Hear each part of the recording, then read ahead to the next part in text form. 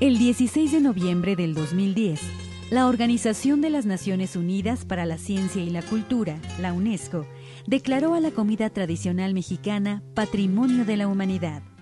La declaratoria considera que la cocina es un elemento esencial de la identidad cultural del país y que hay que protegerla, pues se encuentra amenazada ante los embates de la globalización. En este programa nos hemos dado a la tarea de recorrer el país para conocer a las mujeres y los hombres que mantienen viva a la comida tradicional, la recrean, protegen, transmiten y transforman.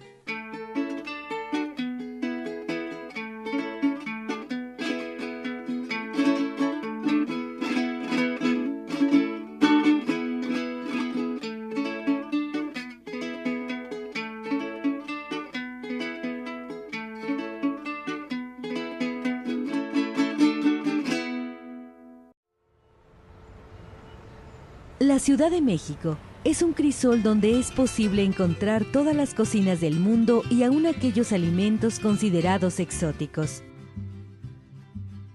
Un recorrido por el mercado de San Juan, situado en pleno corazón de la ciudad, nos muestra los múltiples olores, sabores y guisos que alberga la urbe. No siempre fue así. En la época colonial, los indígenas que habitaban la Ciudad de México se alimentaban, tal y como lo hacían sus antepasados, de maíz y vegetales. De acuerdo con los historiadores, la carne de vaca les parecía de mal sabor y resultaba muy cara, y consumir productos lácteos les causaba problemas intestinales. Por supuesto que esto no ocurría en las grandes mansiones de los conquistadores, acostumbrados a espléndidos banquetes. Yo creo que no hay una barriga del tamaño de la de los conquistadores. Se zampaban todo lo que encontraban a su paso. El país más tragón del mundo, que es España, viene a conquistar a uno de los pueblos más austeros del planeta y se escandalizan de lo poco que comen los indígenas. Hay una costumbre que conservamos hasta la fecha. Los frailes que miran a los indígenas comer verduras, comer vapor al vapor, nada frito, comer poquísima carne, le piden al Papa que por favor no sea riguroso en las normas de la vigilia de Cuaresma y de la Semana Santa porque se mueren de hambre. Muchos años tuvieron que pasar para que la carne de vaca se aclimatara al gusto de los indígenas y también para que ésta, mezclada con los ingredientes nacionales, ocupara un lugar en las modestas fondas donde se vendía comidas y antojitos. Bernal Díaz del Castillo cuenta en su historia verdadera que en el mercado de Tlatelolco había un espacio exclusivo para las vendedoras de comida y al lado, infaltables y necesarios, unos pequeños cuartos rodeados por carrizo para aliviar el vientre. Es muy probable que estos puestos de comida hayan perdurado para después convertirse en las fondas que se extendían por toda la ciudad. A mediados del siglo XIX, tras la consolidación de esos nidos de conspiradores que eran los cafés, llegaron los restaurantes al estilo francés. En esto algo tuvo que ver la intervención francesa, que una vez derrotada, dejó como herencia recetas, cocineros y maneras de mesa. Pero para el pueblo llano, los tamales, los antojitos, todo tipo de verduras fritas, tortillas, el sacrosanto mole, frijoles, calabacitas y chiles seguían siendo parte esencial de su dieta.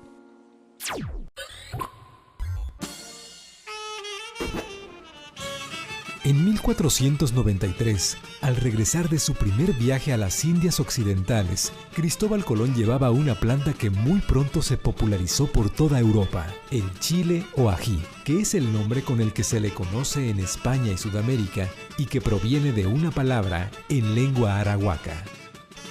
Fueron necesarios unos 15 años para que los españoles se acostumbraran a ese picor que los pueblos mesoamericanos disfrutaban desde unos 7 o 6,000 años antes de nuestra era.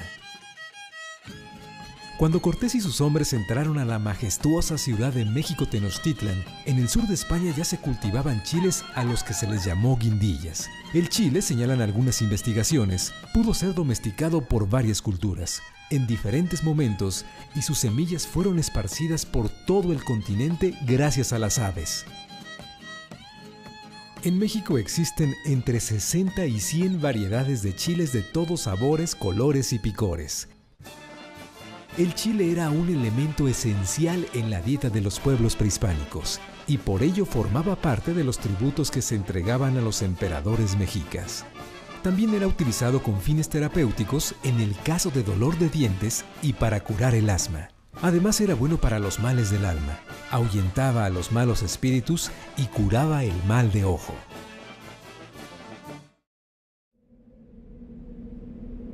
Hasta bien entrado el siglo XX, la Ciudad de México era la tranquila capital de un país que aún no se reponía de los estragos de una revolución, pero que ya se imaginaba moderna. Pasada la mitad del siglo, debido a las sucesivas crisis y al atractivo citadino, la ciudad recibió a millones de migrantes de todo el país. Todos ellos, se puede decir, traían su fogón bajo el brazo. Una cocina de la que se habla muy poco es la cocina del Distrito Federal, digámoslo mejor, la cocina de la Ciudad de México. Y no se habla mucho de ella porque en realidad la Ciudad de México creció a partir de la inmigración proveniente de provincia, no tanto por la fecundidad de los defeños como por la migración de los estados de la República hacia la ciudad capital. Y claro, todo migrante lleva siempre consigo, aunque no lo quisiera, un bagaje cultural en la espalda, donde uno de los principales elementos es el gastronómico. Hoy la ciudad es una urbe cosmopolita donde es posible encontrar comida de todo el mundo, pero también de todos los rincones del país. Y así en la Ciudad de México, por el tamaño enorme de la propia ciudad, pues hay una oferta gastronómica de la mayor calidad nacional por la competencia. Probablemente de las mejores carnitas estilo Michoacán que se pueden comer en toda la República Mexicana son en la Ciudad de México, porque hay tanta competencia que las buenas son buenísimas. Y claro, obviamente que en Michoacán también, pero igual de la mejor barbacoa que se puede comer en el estado de Hidalgo, en Tlaxcala, en Puebla, Estado de México, también de las mejores del país se come en la Ciudad de México. Y así cada uno de sus diferentes expresiones.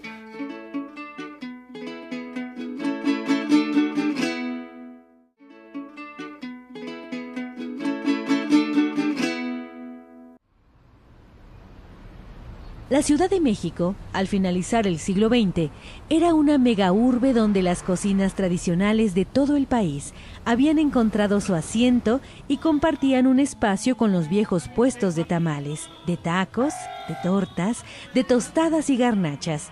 Porque una cosa es cierta, en la ciudad se desayunan, comen y cenan antojitos. El papel de los antojitos en la cocina mexicana es de la mayor relevancia porque no es como muchos desde fuera pensarían, las tapas para hablar de España o la fast food para hablar de Estados Unidos y algunos otros países. Los antojitos es nuestra comida cotidiana. El principal de los antojitos mexicanos es el taco.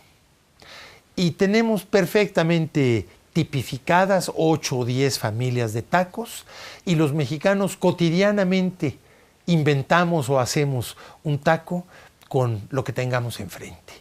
Hay un reflejo condicionado del mexicano cuando se sienta a la mesa y es tomar una tortilla, ponerle adentro algo del guiso que se le ha servido, la enrolla y se la come.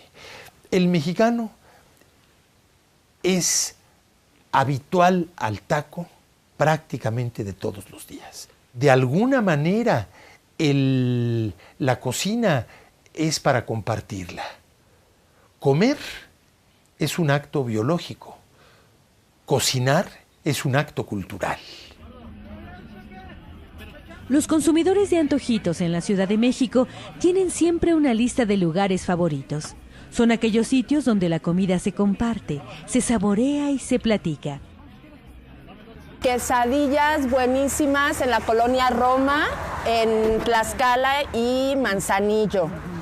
Las tortas del Capricho. Las tortas y las tortas Robles en el centro, al lado de la Alameda. Tacos dorados de barbacoa buenísimos en un mercado atrás del Teatro Blanquita. Aun cuando el Distrito Federal cuenta con algunos platillos propios, la base de la alimentación citadina en su mayor parte es, como se dice con ironía, la vitamina T, el taco, la torta, el tamal y la tostada. No obstante, existen platillos propios de la ciudad, como es el caldo de migas, una especie de sopa de ajo que hoy se consume solo en algunos mercados, como el Beethoven de Peralvillo o el de la Merced. En México todo mundo sabe que las quesadillas no tienen que ser necesariamente de queso. Existe una infinita variedad, como de sesos, de huitlacoche, de flor de calabaza, de papa con chorizo y de pollo, entre muchas otras. Pero en la Ciudad de México se elabora una quesadilla única, la de panza. Por supuesto que no podemos olvidar los puestos de tamales, que probablemente ya se vendían en el mercado de Tlatelolco y continuaron en el gusto de los mexicanos durante los siguientes años, aun cuando a mediados del siglo XIX los alimentos elaborados con maíz eran mal vistos por las clases pudientes, pero no por el pueblo llano, que aún los disfruta. Por las mañanas, uno de los desayunos favoritos de los habitantes de la Ciudad de México es la guajolota. Es una torta con un bolillo, se le pone un tamal adentro, puede ser de rajas, de verde, de mole, de dulce. El de rajas lleva queso, el de verde lleva carne de puerco, el de mole lleva pollo. Pues aquí una guajolota es una torta, un bolillo con un tamal. Ya sea un tamal verde, mole, rajas, de dulce.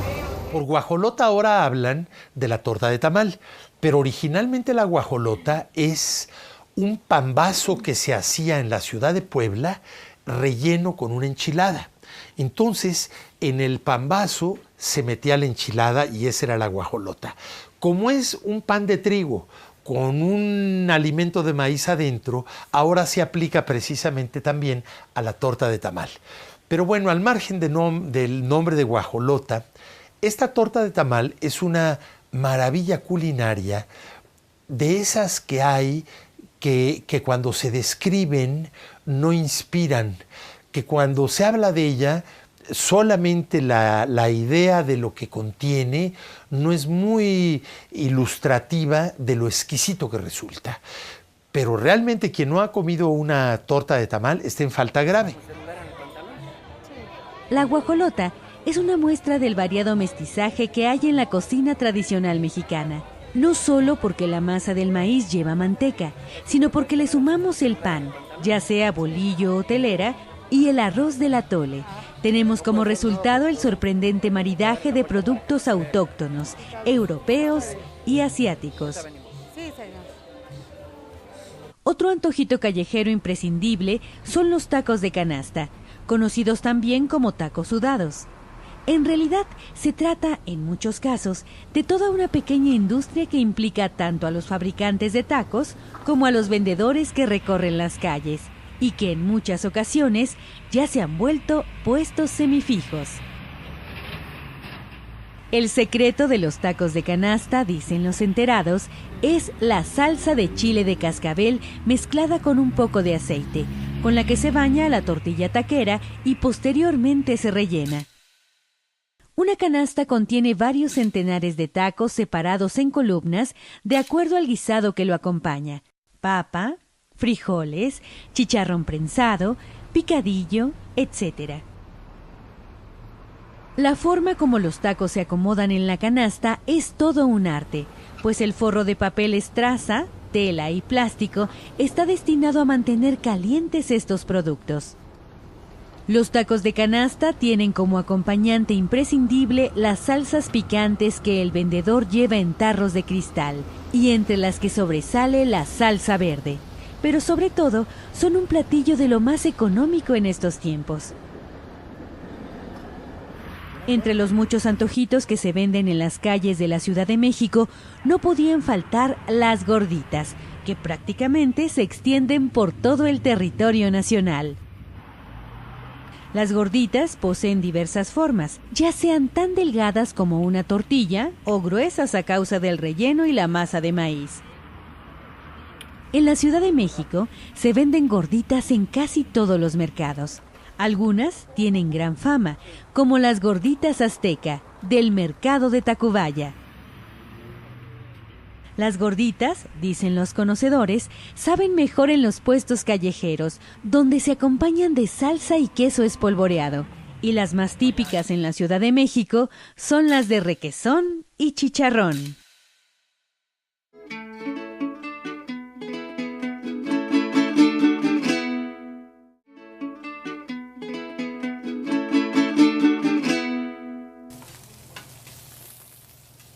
Entre los antojitos que se consumen en la ciudad, las tortas ocupan un primerísimo lugar. En la ciudad existen más de 1,800 torterías sin contar los puestos callejeros, semifijos y ambulantes que venden este producto. Evidentemente, la torta no nació en México. El pan y buena parte de sus ingredientes provienen de la influencia europea. Pero al agregárseles chiles, aguacate y frijoles, las tortas tomaron carta de naturalización.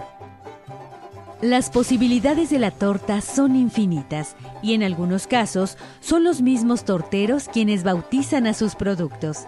Fue así como nació la torta hawaiana, llamada así porque lleva piña, y la cubana, a la que se le coloca jamón, pierna, salchichas y queso.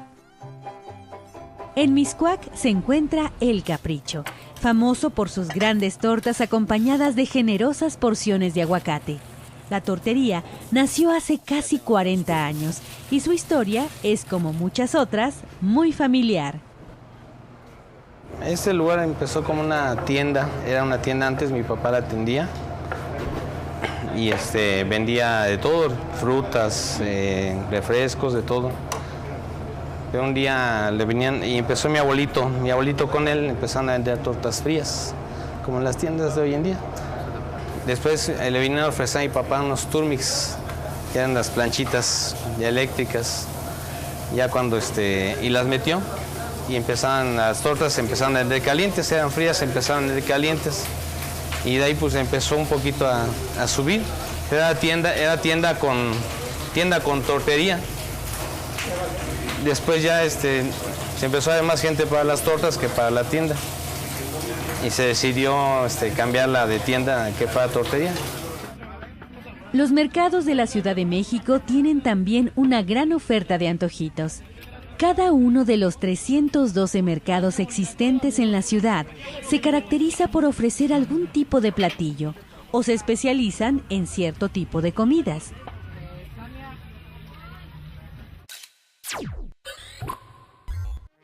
En la Ciudad de México los mercados han tenido fama desde la época prehispánica. A Bernal Díaz del Castillo le asombró el mercado de Tlatelolco, pero en el espacio donde se encuentra el Zócalo estaba por aquellos tiempos el mercado de México Tenochtitlan. Los españoles aprovecharon ese espacio para construir otro mercado célebre, el del Parián, y al comenzar la vida independiente en la ciudad, se contaba también con el mercado del Volador, que se encontraba donde hoy se levanta la Suprema Corte de Justicia. En 1863 se inauguró el Mercado de la Merced, en donde se desembarcaban las mercaderías que llegaban a la ciudad a través del Canal de la Viga. 30 años después, abrió sus puertas el Mercado de la Lagunilla. A lo largo de casi un siglo, los mercados de la ciudad permanecieron inalterables, aunque no eran muy agradables. Por eso, a mediados de los años 50 del siglo XX, el regente de hierro, Ernesto P. Uruchurtu, edificó y reconstruyó alrededor de 180 mercados, como la Merced, el de Sonora o el de Peralvillo. El 22 de noviembre de 1982 se inauguró la Central de Abasto de la Ciudad de México, que ocupa un espacio de 327 hectáreas y es el centro mayorista más grande del mundo.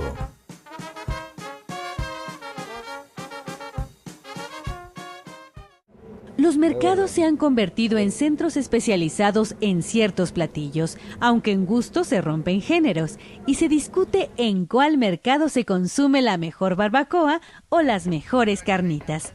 Se dice, por ejemplo, que para los mariscos el mejor es el mercado de Mixcoac o el de La Portales, donde también se pueden encontrar todos los ingredientes requeridos para preparar las más ricas tostadas. Sin embargo, en este terreno es el mercado de Coyoacán el que se lleva las palmas. Casi todos los días, decenas de comensales se dan cita para probar sus famosas tostadas. Tenemos tostadas de pata, de tinga, de cochinita, de atún, de bistec, picadillo Félix. Aquí la tostada que más nos piden es la de pata, la de tinga, la de papa, camarón especial, salpicón. Todo es muy fresco, mi reina. Mire, la tostada de pata lleva de base un guacamole. Después le ponemos pata, lechuga, un poquito de aguacate, queso, crema, sus tostadas. Y tenemos de tinga. La de tinga lleva frijoles en la base, lechuga, aguacate, queso, crema. Y es una tostada de tinga. Esta es una tostada de mole, también muy tradicional aquí en México. Lleva frijolitos, el mole, queso y crema. Y es una tostada de pollo con mole. La de salpicón también es muy buena aquí en México, muy sabrosa aquí con nosotros. El mercado de Coyoacán es uno de los muchos mercados de la ciudad donde la comida tradicional ha asentado sus reales. Pero si parte de la tradición es la forma como se come, el acompañamiento y las maneras de mesa, en los mercados sobre ruedas que se ponen una vez por semana, encontramos un verdadero gusto por compartir. Estos mercados nacieron en 1969 como una propuesta para combatir a los intermediarios. En realidad, su vocación inicial muy pronto desapareció y poco a poco se transformaron en lugares de comida. Semanalmente, decenas de oficinistas y empleados buscan el sabor de los platillos que se preparan en los mercados sobre ruedas o de los tacos y las tostadas. Como en muchos otros lugares en la Ciudad de México, es habitual que pequeños puestos de antojitos crezcan gracias a la fama de sus productos. La historia es cierta en el caso de la Casa de Toño, un espacio donde se ofrece, dicen los enterados, uno de los mejores pozoles de la ciudad y que nació en un garaje de Clavería y hoy posee 12 sucursales.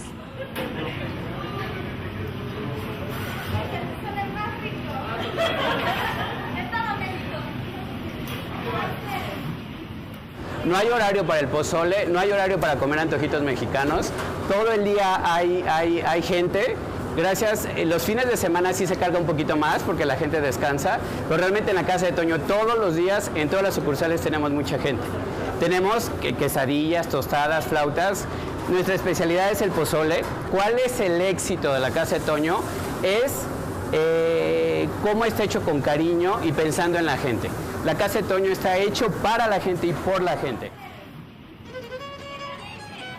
Al amanecer y al caer la noche, al mediodía y de madrugada, la Ciudad de México posee una enorme oferta culinaria y la mejor prueba de ello es la gran variedad de antojitos que son más que una comida, una huella de identidad.